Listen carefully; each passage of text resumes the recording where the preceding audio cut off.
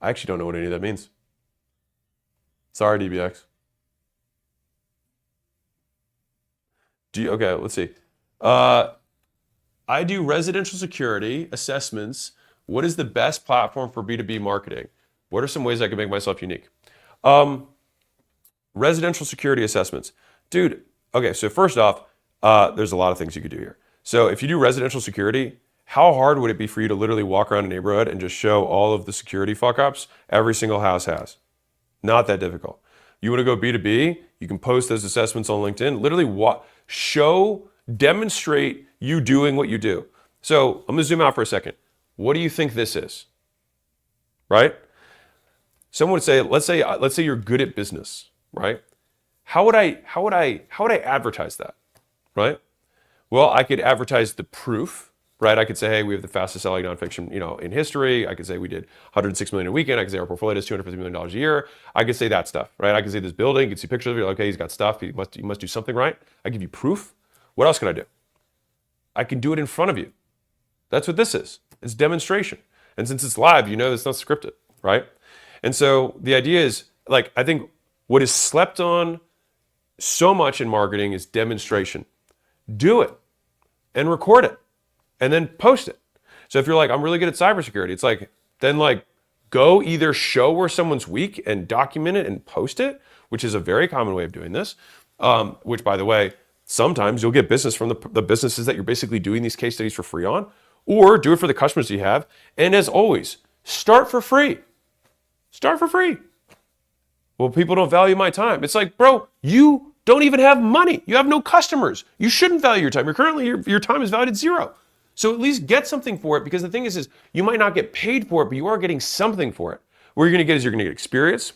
You're going to get potential testimonial. You get a potential referral, right? And you might even get a potential customer after you start working with them for a while, because you have more and more people, if you're good, who will work with you for free.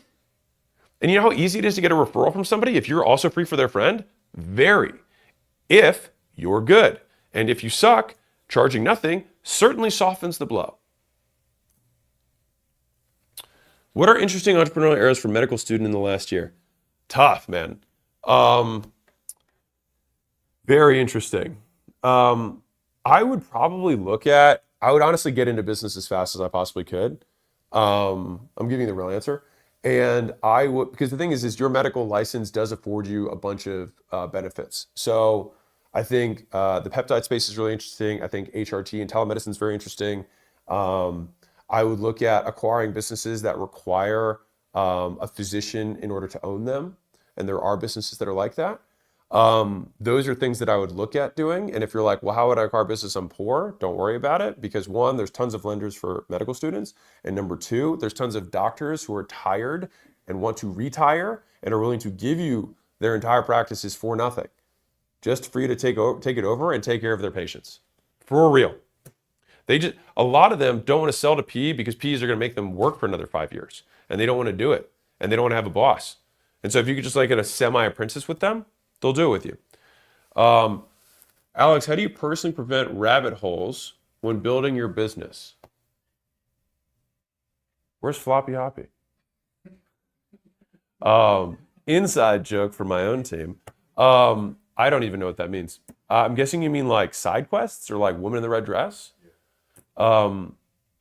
You focus on the problem in front of you. So focus is subtraction.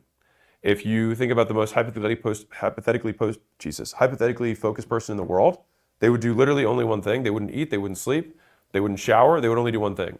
And so if your question is, I'm doing more than one thing, how do I do one thing? Just stop doing everything that's not the thing. That's how you focus. And then you're like, well, I can't do it. It's like, of course you can. If you were in a white room that had no door and the only thing you had in front of you was the work would become the most important and interesting thing in the room. And I think this is wildly misunderstood. If you have nothing else to do, work becomes more interesting than boredom. The problem is that you have alternatives for your attention that have shorter and faster feedback loops. And so the reason that I'm so militant about removing all of the attention sucks in my environment is because I want work to be the only thing that takes me out of boredom. And so it's not about discipline, it's about arranging your environment so that the only natural thing you can do by being lazy and not being bored is work. And that is why I believe it doesn't require a tremendous amount of willpower.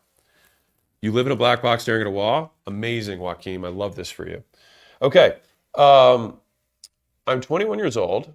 I served in the Army. I had a tough life. Okay. I never gave up on something I wanted. I want to succeed in business, but I'm solo and it feels like too much. Why does that feel like too much, man? You don't even have employees. It's way easier. You just got you to manage. Army's harder. One of my guys is in the Army. He said Army's way harder.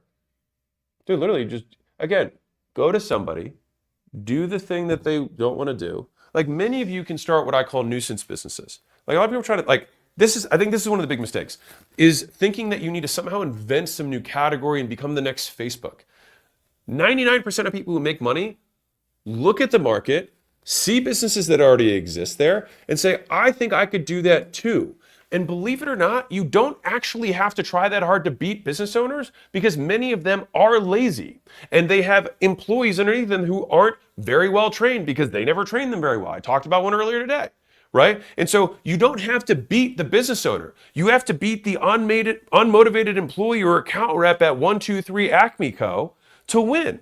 And the pitch you just say is, hey, I'm starting out. And so for the same price as that guy, you actually get the owner and you've got my cell phone and you can call me whenever you want and you can harass me. And I'm going to do everything I possibly can because I want to get your testimonial, I want to get a referral. And this is how I'm starting my business. And guess what? People will take a shot on you because you're right. As long as you don't suck, you will be better than the person who's been barely trained. You always have an advantage. And when you start out, there will always be a room for the small player because you will always try harder than somebody who doesn't have the incentive of the owner. And so the only reason that you are succeeding right now is because of deficiency of skills, period. Not because business is hard, it's just because it has more steps. That's it. Okay, I mean, let's be real. Tying your shoes was hard when you were 4. You just didn't know how to do it yet. It's not hard now because you know how to do it. So everything you don't know how to do feels hard until you learn how to do it. How do you learn how to do it? You try, and you get feedback loops, and then you find out why you suck. And then you suck less because you keep doing it and you get feedback. And then you're actually good, and then you make money. Okay, Alex, the Middle East markets have zero competition. Amazing. You told an agency to switch to the US even though there's some clinics in the Gulf. Yeah, I remember that. Why switch? Honestly, there was context for that one. I can't remember. There was a reason.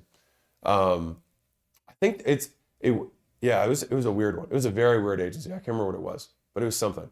Hey, Alex, how do I learn to be articulate and charismatic? Thanks, man. I often stumble over my words and freeze up in conversation. Cold calling is very daunting to me. All right, let's be real. Hold on. This will be good. This will be worth it. This will be fun. This will be fun. This will be good. All right, hold on. All right, ready for this? You guys ready? Okay. Let's see if you guys can hear this. Let's see if my Wi-Fi actually works. Hey ladies, welcome back to the second video. So I just wanted to cover what we're going over today. First thing, just to recap the last time, cellulite on your back. On the back of your arms and on your stomach is caused from excess toxins in your body when you have a surplus of calories. All right, so those are the things that we need to deal with. So today, we're going to be covering blood flow. Now, you tend to not be able to get rid of the fat on your backs, the back of your arms. Are you fucking kidding me? Of course you're going to suck. You practice, you do it again. You do it again. That was a piece of content that I made 16 years ago or whatever it was at my gym. Then I was explaining how fat calories worked or whatever I was saying, right? And does that sound, that's